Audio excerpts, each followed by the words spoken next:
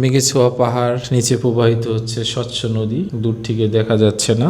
আর সব মিলে প্রকৃতির এক জাদু, প্রকৃতির অপরূপ এক সৌন্দর্য নীলাভূমি বললে চলে। যেখানে তামাবিল চেকপোস্ট এই এরিয়া দিয়ে ইন্ডিয়া প্রবেশ করা যায়। এখানে সীমানা দেওয়া আছে, পরে যাওয়া নিষেধ, কিন্তু মঈন এবং ইমরান রিকোয়েস্ট করছে তারা ভিতরের দিকটায় গিয়ে একটু ছবি তুলবে। এই সেই ইমিগ্রেশন কিছু লোকজন, তারাও আমাদের মতো এখানে পরিদর্শনের জন্য এসেছেন। দেখতেই পাচ্ছেন মেঘালয়ের পাহাড় দেখা যাচ্ছে। আমরা এই বোর্ডে ছুটে চললাম সেই মায়াবী ঝর্ণার দিকে। ভারতের মেঘালয়ের যে ঝর্ণার পানির স্রোত, সেখান থেকে সৃষ্টি পায়ান নদী। অস্বাভাবিক গরম, খুবই ক্লান্ত লাগছে।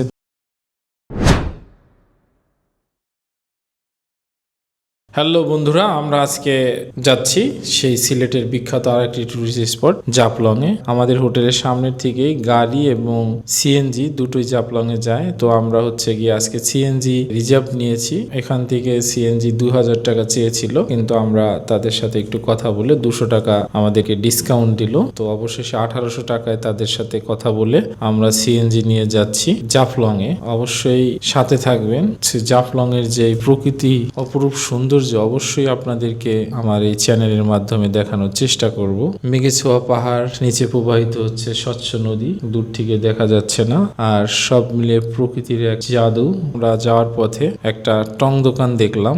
এত সুন্দর একটি প্লেস দেখে আর লোভ সামলাতে পারলাম না, তাই এখানে ড্রাইভারকে বললাম দাঁড়ানোর জন্য। সে সিএনজিটা থামালো। আমরা এক ফাঁকে একটু ক্লান্ত দূর করার জন্য সিলেটের চায়ের স্বাদ, সাথে কিছু পিকচার এবং আপনাদের জন্য কিছু ভিডিও করে নিলাম। সত্যি জাফলং যাওয়ার পথে রাস্তার যে ভিউটা, পাশে মেঘালয়ের পাহাড়, এই পাহাড়ের বুক চিরে ঝর্ণার কিছু জলপ্রপাত তা চোখে পড়বে। সত্যি এটা প্রকৃতির অপরূপ এক সৌন্দর্য নীলাভূমি বললে চলে।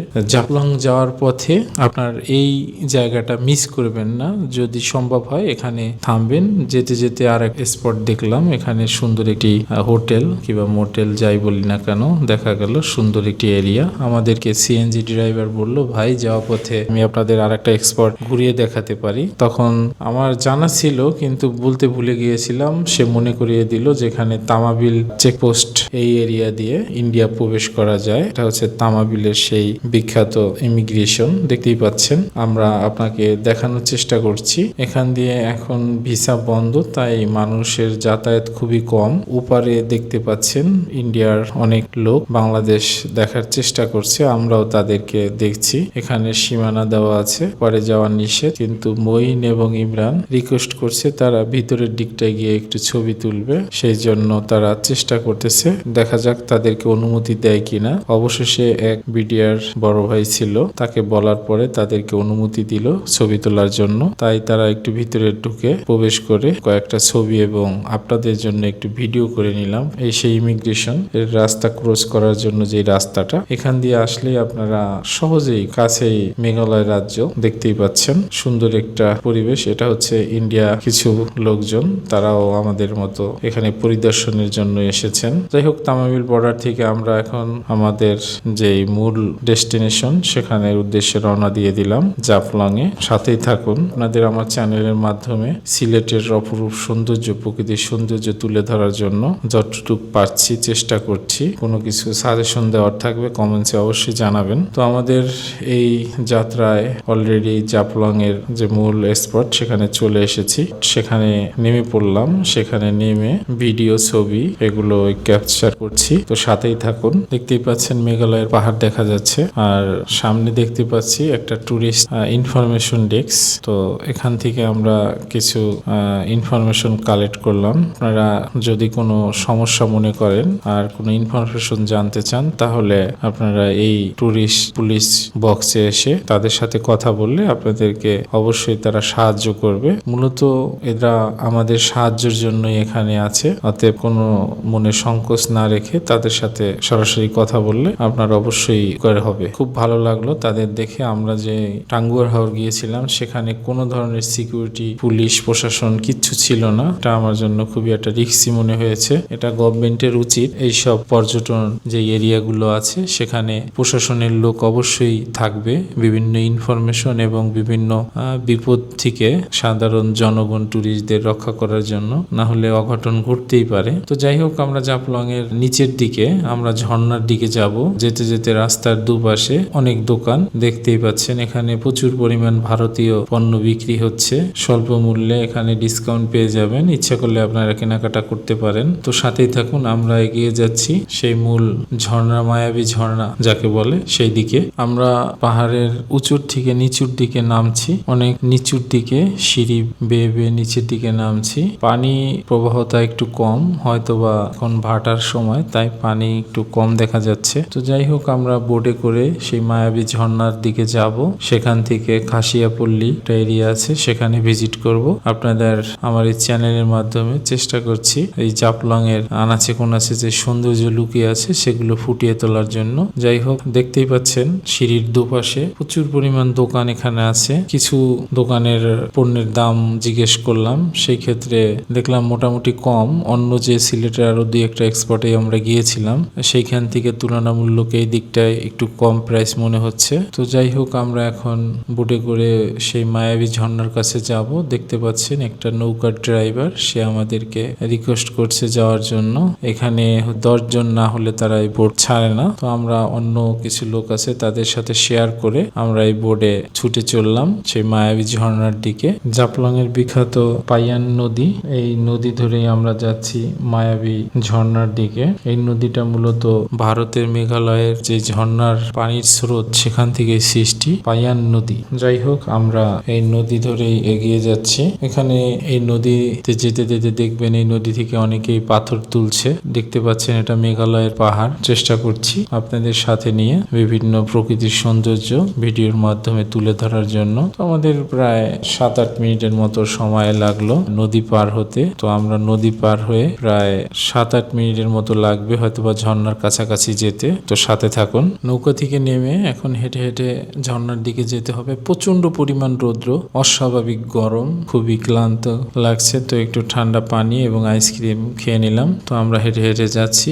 রাস্তার দুপাশে ছোট ছোট দোকান, খাবারের দোকান, সাথে প্রসাধনীর দোকান। আমাদের সামনে কিছুক্ষণের মধ্যেই আমরা আপনারা দেখতে পারবেন সেই মায়াবী ঝর্ণা। কিন্তু ঝর্ণায় এসে শুধু দেখতে পেলাম মায়াবী ঝর্ণার মায়াবী রূপ নেই, শুধু আছে মানুষ আর মানুষ। এত মানুষ, যে মানুষের মাঝে ঝর্ণার প্রকৃতির যে রূপ সেটা খুঁজে পেতে কষ্ট হচ্ছে। কি আর করার, এত দূর থেকে ছুটে আসা এই মায়াবী ঝর্ণা দেখার জন্য। কিন্তু মায়াবী ঝর্ণার মায়াবী রূপ না দেখতে পেয়ে মনটা খুবই খারাপ হয়ে গেল। ঝর্ণার যে মূল সৌন্দর্য, ঝর্ণার বুক চিরে পানি গড়িয়ে পড়া, সেটা নেই। অল্প একটু পানি এখানে আছে, ঝর্ণা থেকে গড়িয়ে গড়িয়ে পড়ছে নিচের দিকে, কিন্তু এত পরিমাণ মানুষ যার কারণে সেই পানিও দেখা যাচ্ছে না। প্রচন্ড পরিমাণ ঠান্ডা পানি। তো এত গরম ছিল যে গরমের কারণে আমি খুবই ক্লান্ত হয়ে পড়েছি, তাই একটু নড়াচড়া করতে ইচ্ছা করতেছে না। দেখতেই পাচ্ছেন কি পরিমাণ মানুষ বাংলাদেশের বিভিন্ন প্রান্ত থেকে ছুটে এসেছে প্রকৃতির সৌন্দর্য উপভোগ করার জন্য শীতলময় ঠান্ডা পানিতে। সত্যি যদি ঝর্ণা ভর্তি, বুক ভর্তি পানি থাকতো তাহলে দেখতেও সুন্দর লাগতো। কষ্ট করে এসেছি, তাই দুধের স্বাদ ঘোলে তো মিটাতে হবেই। সেই কারণেই যতটুকু পানি আছে সেটা দিয়েই চেষ্টা করছি এই সৌন্দর্য উপভোগ করার জন্য। আমরা এখন এই ঝর্ণা থেকে বিদায় নিব। যত কষ্ট, যত ক্লান্তি সব দূর হয়ে যাবে যদি আপনারা পাশে থেকে ছাপ করেন, তাহলে হয়তোবা উৎসাহিত হয়ে আরো বাংলাদেশের বিভিন্ন প্রকৃতি, বিভিন্ন টুরিস্ট স্পট এই জনি এবং দেশ বিদেশের চ্যানেলের মাধ্যমে আপনাদের সামনে ফুটিয়ে তুলব। আমরা এখন যাব খাসিয়াপল্লীতে। খাসিয়াপল্লী হচ্ছে আমাদের বাংলাদেশের ভিতরেই একটা এরিয়া, যেখানে মানুষজনগুলো তারা একটা আলাদা সমাজ কিংবা আলাদা গোত্রে বসবাস করে থাকে। তারা হচ্ছে খাসিয়া উপজাতি, তাদের রাজা আছে এই এরিয়াতে। তো এটা হচ্ছে আপনার জাফলং থেকে সাদা পাথর যাওয়ার সময় হাতের বাম দিকে ছোট নদী। নদীতে অনেক সময় পানি থাকে, অনেক সময় থাকে না। ওই নদীর উপরেই হচ্ছে সেই খাসিয়াপল্লী। এখানে আপনি অটো পেয়ে যাবেন, অটোতে করে আপনি যেতে পারবেন খাসিয়াপল্লীর। দেখতে পাচ্ছেন চারদিকে রাস্তার দুপাশে সুন্দর সুন্দর করে এরিয়া দেওয়া। এখানে হচ্ছে বিভিন্ন ধরনের ফলস এবং সবজি এবং বিভিন্ন ধরনের ঔষধি গাছ তারা একই সাথে এখানে চাষাবাদ করে থাকে, তাই এটাকে জুম চাষ বলে, যার ভিতরে অনেক সময় পান গাছ রোপণ করে থাকে। এখানে সমাজ ব্যবস্থা আমাদের থেকে একটু আলাদা। এরা এখানে রাজা এবং এখানের নিয়ম কানুন মেনে এরা বসবাস করে থাকে। এরা খাসিয়া উপজাতি। Welcome to Khasia Punji. দেখতেই পাচ্ছেন এখানে একটা এরিয়াতে সুন্দর একটি গেট এবং এখানে খাসিয়া এলাকাতে আমরা প্রবেশ করছি, তাই আমাদেরকে ওয়েলকাম জানানোর জন্য ছোট্ট একটি বিলবোর্ড আকারে লেখা আছে। আপনারা খাসিয়া পল্লীতে ঢুকতে আপনাদের চোখে পড়বে। এখানে মানুষজন বিভিন্ন ধরনের ফসল চাষবাস করে থাকেন। এদের মূল ইনকামের উৎসই হচ্ছে এই ঝুম চাষ। এই এরিয়াতে ঘরবাড়িগুলো দেখতে পাচ্ছেন যে নিচে দিকটা একটু খালি থাকে এবং ফাঁকা থাকে। তো আমরা আরো ভিতরে প্রবেশ করার চেষ্টা করছি। মূলত হচ্ছে গিয়ে এই এরিয়াতে বিকেলের টাইমে আসলে এই এরিয়ার মানুষজনগুলো একটু দেখা যায় উপজাতিদের। আমরা যখন এসেছি এখন বিকেলের টাইমই, কিন্তু আজকে হচ্ছে গিয়ে রোববার, তাই মানুষজন দেখা যাচ্ছে না। একটা স্থানে আমাদেরকে নামিয়ে দিল। আমরা এখন ভিতরের দিকে প্রবেশ করছি। সামনে একটি চা বাগান আছে। তো যাই হোক, আমরা একটু চা বাগানের সৌন্দর্য আপনাদের মাঝে ফুটিয়ে তোলার চেষ্টা করছি। এটা খাসিয়া পল্লীর ভিতরে সুবিশাল একটি চা বাগান। ইচ্ছা করলে আপনারা এখান থেকে চা ক্রয় করতে পারবেন। বিভিন্ন প্রকৃতির চা এখানে পেয়ে যাবেন, বিভিন্ন টেস্টের চা। তো আমরা ট্রাই করছি, আপনারা আসলেও অবশ্যই ট্রাই করে নিতে পারেন এবং চাগুলো আপনারা দামাদামি করে ক্রয় করবেন, কারণ এখানে এরা দামটা একটু বেশি চায়। যাই হোক, অনেক ধরনের মশলা চা এখানে পেয়ে যাবেন। দেখতেই পাচ্ছেন প্রকৃতির অপরূপ সৌন্দর্য, চারিদিকে সবুজের নিরাভূমি। তো আমরা সারাদিন ঘুরে ক্লান্ত, তো এখন এই খাসিয়াপল্লী থেকে বিদায় নিব সিলেটের উদ্দেশ্যে। যেতে যেতে আপনাদেরকে খাসিয়াপল্লীর আরো কিছু সৌন্দর্য দেখানোর চেষ্টা করব।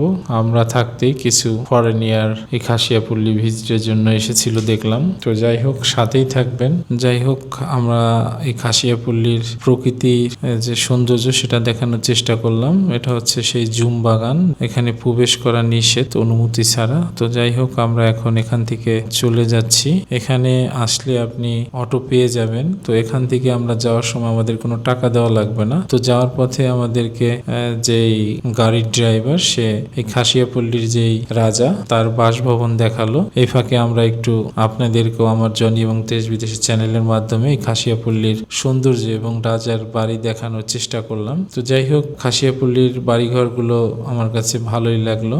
একটু ভিন্ন টাইপের বাড়ি। এখানে আর একটা বাড়ি আছে, দেখলাম অনেকেই সেই বাড়ির ভিতরে প্রবেশ করে ছবি তুলছে। খুবই সিমসাম কিন্তু খুব সুন্দর একটি ডিজাইন।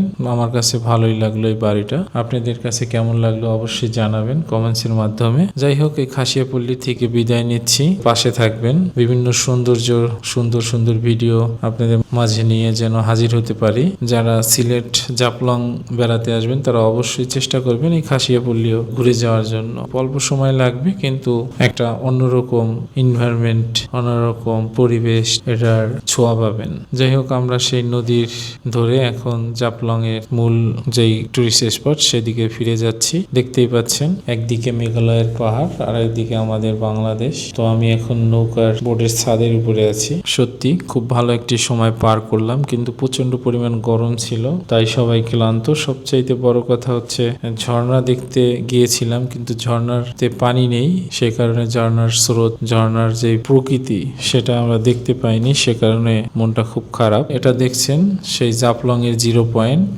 এখান থেকে অনেকেই ছবি তুলে থাকেন, তো আমরাও ফাঁকে এখানে কয়েকটা ছবি নিয়ে নিলাম। যাই হোক, এই সিলেটের জাফলং থেকে বিদায় নিচ্ছি। ভালো লাগা এবং খারাপ লাগা অবশ্যই কমেন্টসের মাধ্যমে জানাবেন। পাশে থেকে সাপোর্ট করবেন। জনি এবং দেশ বিদেশের চ্যানেলের মাধ্যমে চেষ্টা করছি আপনাদেরকে এই সিলেটের বিভিন্ন সৌন্দর্য আপনাদের সামনে তুলে ধরার জন্য। তো জাফলং থেকে বিদায় নিচ্ছি। সবার সুস্বাস্থ্য কামনা করে আজকের মতো বিদায় নিচ্ছি। আল্লাহ হাফেজ।